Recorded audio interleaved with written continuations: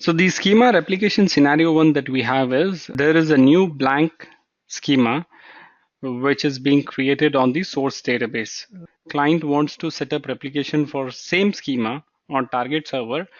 Below are the client requirements. So what client wants is client wants to capture all the DML replication, insert, update, delete. The client wants to capture all the DDL replications from the source to target. That means if I create a table on source, the same table will be created on target. If I execute alter table, it must be executed on target. If I do a create procedure, it must be created onto the target as well. If we create new index, it must be created on target as well. And so on for all the supported DDL objects. Now the schema is E6P and target schema is also E6P. So let us first analyze the scenario. So as per the client requirement, it is a new schema which is being created on source. That's correct, right? Hence, no initial load involved here. We don't need to configure any initial load. See, client has created a user on source and created a user on target E6P. Now what client is saying that you configure the replication so that if we start creating tables, if we start creating objects in E6P, they will be automatically replicated on E6P on target as well. Okay, so it's like blank schemas, both sides. Now, because the schemas are blank, definitely there is no initial load required. We will be directly setting up the chain sync between source and target databases. We are creating the E6P schema on both source and target server with below permission. Create user E6P, and we are just granting the connect and resource to E6P user. Great. So the E6P user is created both on the source and target database. What next? Now see guys, let us understand a new term. Earlier, you remember you have always used tran data. What are the issues with this command? There is no issue actually. The thing is this tran data is used only for table level supplemental logging. Object level, I would rather say object level, okay? But now we are dealing with this schema where we don't know what table will be created tomorrow, right? We don't know the table name. We don't know the other object names that will be created in the E6P schema. So let me write it as E6P for now. So at this stage, any which ways we have to define supplemental logging, right? So in GoldenGate, we have a new clause called as add schema tran data. Okay, so then we can just specify E6P dot star. Now this command helps us to by default enable the supplemental logging for all the future objects which are created in this E6P schema. So when you specify this schema tran data, all the future objects that will be created, for all of them by default the supplemental logging will be enabled. You don't need to explicitly enable it. If every time a user is creating a table, it will be a problem that we have to come and enable the supplemental logging manually for every new table. So rather than that, GoldenGate has another schema tran data keyword which you can use to enable the supplemental logging for a schema for all the future objects, and also in case if there are existing tables, for all the tables the supplemental logging will be enabled. Till now we have always added table level supplemental logging, right? Now it's time to add schema level supplemental logging. So add schema tran data, I think you just specify the schema name and it will work. We don't need to actually specify dot star over there. Let me go to GoldenGate home. DB login, user ID. So info all. Wow. So let me start only the MGR. Info all. Okay, manager is running, right? So let us add schema tran data E6P. It's okay even if you specify E6P in lowercase, makes no difference. So schema tran data has been added for the entire schema E6P. Okay. So in future, if you create any table, you don't need to enable supplemental logging separately. It will be by default done. Next, add extract on the source with below details. Everything is same, but over here we are using DDL include all. Why are we using DDL include all? Because client wants that whatever objects that we are going to create in future and the objects that are supported by GoldenGate, they all must be replicated, right? So that's why I want to capture the DDL for all the objects that are owned by E6P schema. Okay, over here I cannot use DDL include mapped because we are not mapping any specific table. We are mapping all to all. So in this case, this is table level mapping. Okay, this is table level mapping, but this will define all other objects. Okay, when you perform a create procedure, create index, those all commands will be executed on target system with this line.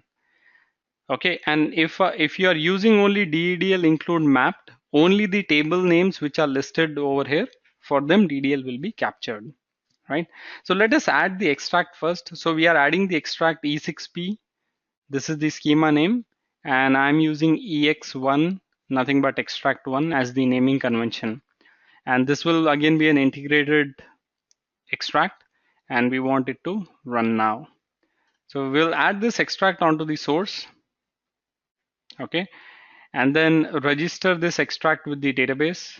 We know that we have to register it, and then we have to add the ext trail, and I'm using the ext trail sequence number E6 and attaching it to the same extract as above. So let us add the extract trail. Okay, this register takes a little time. Perfect. Now let us add the trail file. Now edit param will edit the parameter file for this extract file. So in the parameter file, what is new? Nothing but this DDL include all, because it is the client requirement. Now let us assume if client says that I don't want to replicate all the other DDL except the tables, then what you can do is you can just type DDL include mapped. So what will happen only for the tables which are owned by E6P, because we are using E6P star. So for all the tables, it will be only the DDL will be enabled. For all other objects, it will be ignored. But that's not the case over here. So we'll use DDL include all, and we'll put this content into the parameter file of the extract. Okay, this is done. Data pump is straightforward. We'll add a secondary extract.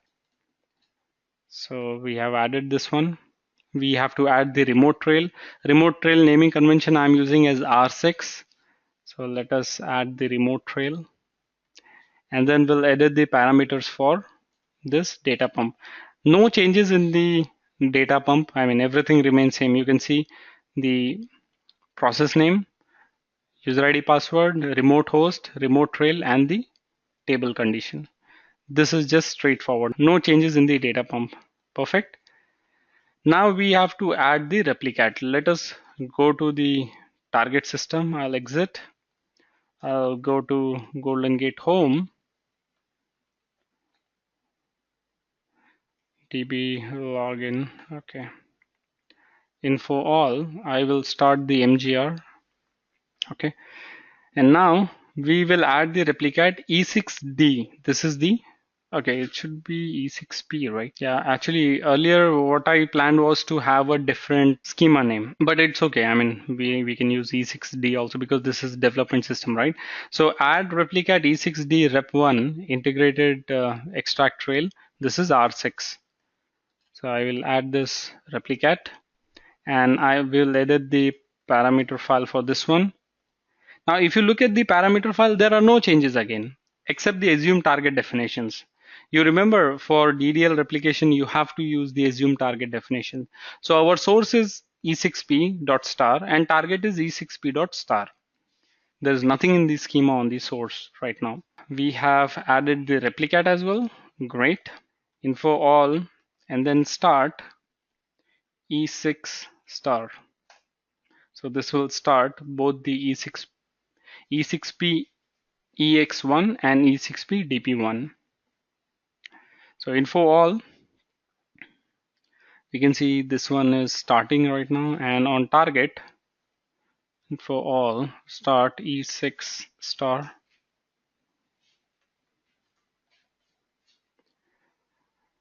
Where is E6? Yeah, this one is starting right now. Info all running. Perfect. So Replicat is running on the source. Both the extract and pump are running. Let us look at this one. SQL plus E6P slash E6P. Okay. Now see, select star from tab. There are no tables. So let us create a table on source. And then I will open the target window as well. SQL plus E6P slash E6P. Now once again, select star from tab. Okay, no rows selected. Now let us create this table on source. I will create on source and then we'll check on target. Okay, table is created, right? So once again, select star from tab on source, profiles. The table name is profiles. On the target, we will execute this command once again. Can you see? Profiles table has been created on target as well. Now let us select the data from this table. Select star from profiles. No rows selected. And on target also, no rows selected. Let us insert some rows onto the source and we will commit the data. Okay. So select star from profiles. Can you see? We have some data into it. Okay. Right. And on target, so once again, we'll execute the command. Nothing has come. It will take little time. Now, can you see? We just now got the data. So how many records we have? Select count star from profiles. 2 records on source, and automatically you can see 2 records are replicated onto the target. Perfect. Now let us create an index on the source table. I am creating a new index, create index on the profiles table using this column pmail. Okay, p email. I mean, don't worry about the syntax and all. Our goal is to check the replication. Okay, so index has been created on the source. So how do we check? Select index underscore name comma table underscore name from user underscore indexes, where table underscore name is equal to profiles. I think this should give me the output, right? So can you see the index pe mail underscore idx is created. Now the same command I will execute onto the target server. The index has been created on the profiles table. It's the same index. So we are doing nothing onto the target. We are executing our transaction on source and it is being replicated on target. For your further understanding, let us create a cluster on the source table. I am creating a cluster. Okay, this is not your rack cluster. This is a cluster table within the database. So select object underscore name from user underscore clusters. Describe user underscore cluster. I think it should be cluster name. Yeah. Select cluster name from user underscore clusters. It is department number. This cluster has been created on source. Let us query this on target. You can see department number cluster is also created on target, right? So few more examples. Let's proceed. Let us create a sample procedure on source database and directly execute this procedure. And this procedure is created onto the source, right? So I think, yeah, over here we have to use select object underscore name from user underscore procedures. Yeah, the procedure name is getMail. Can you see? It is getMail we have created. Now same command, let us check on target whether this procedure has been replicated or not. The procedure is also replicated. One more example. Let us grant some permissions on the profiles table to Fox user. So grant select on profiles to Fox user, and then we will check whether this grant is given on target also or not. Okay. So grant select on profiles to Fox. Great. So select, this should be describe user tab privs, right? Okay, perfect. Select a grantee table underscore name grantor from user tab privs, and then where grantee is equal to fox. Can you see E6P has granted fox user on profiles? Oh, by the way, what we have granted, only select. Okay, so any which was that we can also check in this one what privilege we have given. For now, our goal is whether the grant has been successful or not. I will just check this one on target whether this grant has been given or not. Can you see on target also the profiles table fox user has got the grants? Think like it's awesome. I mean, just set up the replication and you have a production environment and then you have a test environment.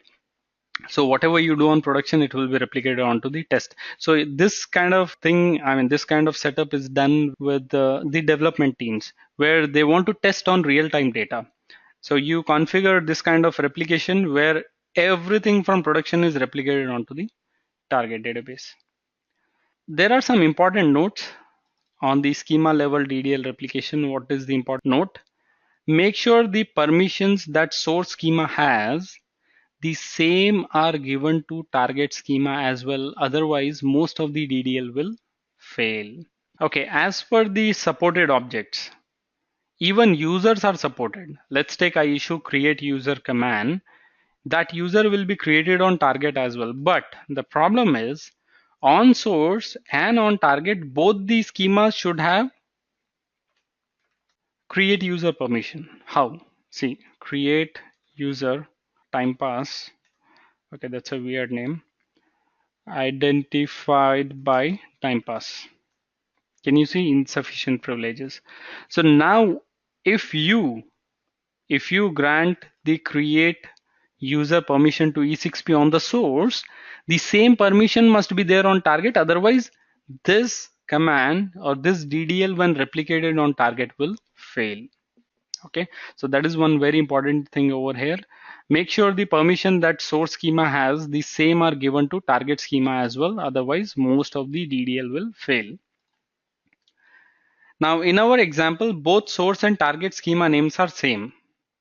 If you have different source and target schema names, add below line in replica to allow DDL mapping from source to target. So what exactly is this one? I'll take an example. I'll take which one? We'll take this statement.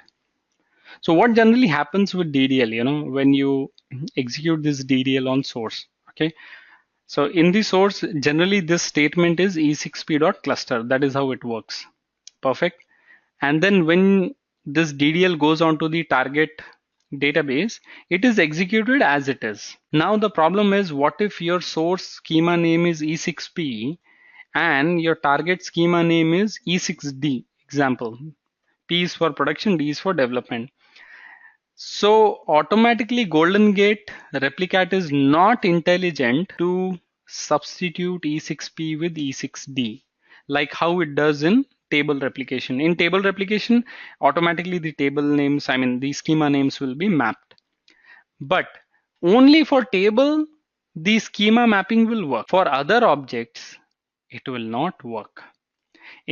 Only in this kind of situation, you need to use one new line in your DDL mapping.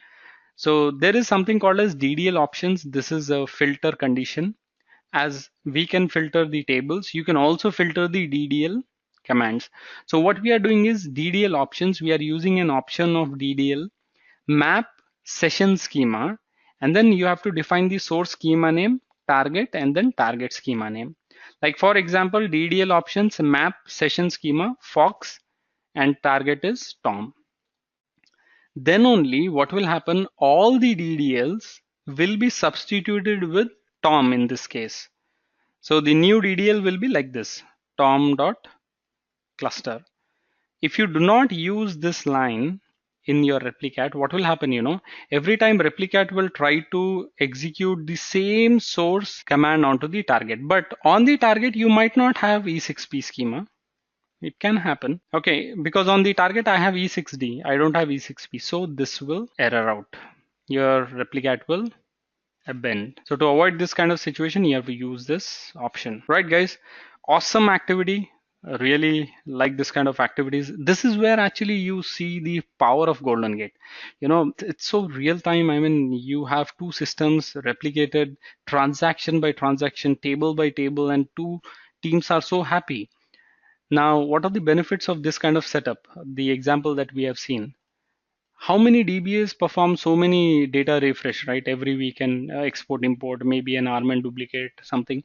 All those will be completely removed. You just configure replication and just enjoy. The development team will always have the fresh data as it is on the real-time system. So they don't really need to refresh their databases.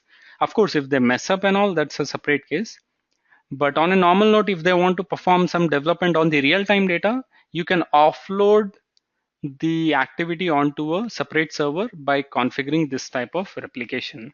Now the schema replication one, I mean the scenario one that we had seen, the client wanted to perform a schema replication while it was a fresh schema. But that scenario is very simple and straightforward. Why? Because you configure the DML, DDLs, and you perform you configure the chain sync and then proceed with the whatever objects you want to create on the source schema that will be replicated onto target. But the problem is this one, the current scenario that we are looking at it. This is the one you will be dealing in real time. So schema replication, when your client will say that, hey, you know what, there is a source schema HR, and on target, I want it to be replicated as HRD. And client also want to replicate all the DML and DDLs, which means if it is an existing schema, okay, let us analyze this scenario. So what all things we are dealing in this one as per the client requirement, it is an existing schema on the source. So first we have to, or we must perform an initial load that is there, right? And then continue with the chain sync. To resolve this kind of problem, we have further scenarios. Source schema of any size, and you are allowed to stop changes on the data source. If you are allowed to do it, then these are the steps you have to follow. Stop changes on source schema, and nothing but either you disconnect the application or maybe you can convert those tables into read only, or I mean you can decide whatever works for you. Just make sure no new changes are coming to the schema. Then perform the schema export import using the data pump utility. Next, you configure the GoldenGate chain sync and then start changes on the source schema. This is one of the safest ways to do. But the problem starts when you cannot stop changes onto the source data. So then we have another scenario. Source schema of small size, that is less than 100 GB, and you cannot stop changes to data source. Okay, I think you can combine these two, but I wantedly split this into two because personally I follow any one of these approaches when the size is bigger than 100 GB or less than 100 GB. What we need to do is we need to configure the GoldenGate chain sync, but do not start replicat. Okay, don't stop the replicat. Perform schema export import using data pump, right?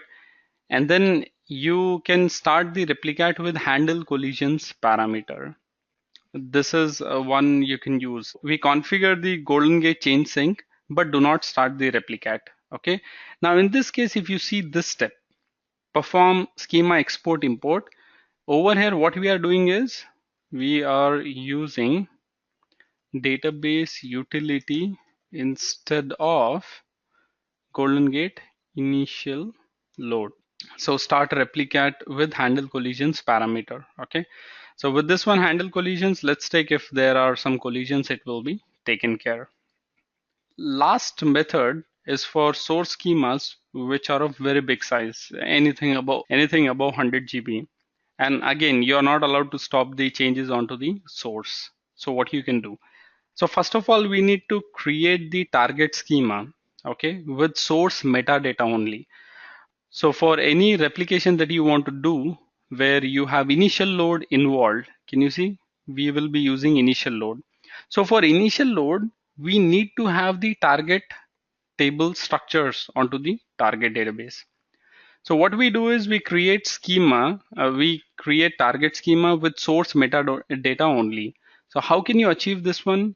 You can use the data pump utility, and then in IMPDP, you can use it over DB link where content is equal to metadata only. Next, what we need to do is we need to disable the constraints and triggers, if any, onto the target tables. So definitely triggers won't be there. And in case if it is kind of a refresh activity, and then if you have a triggers already, then make sure you disable them.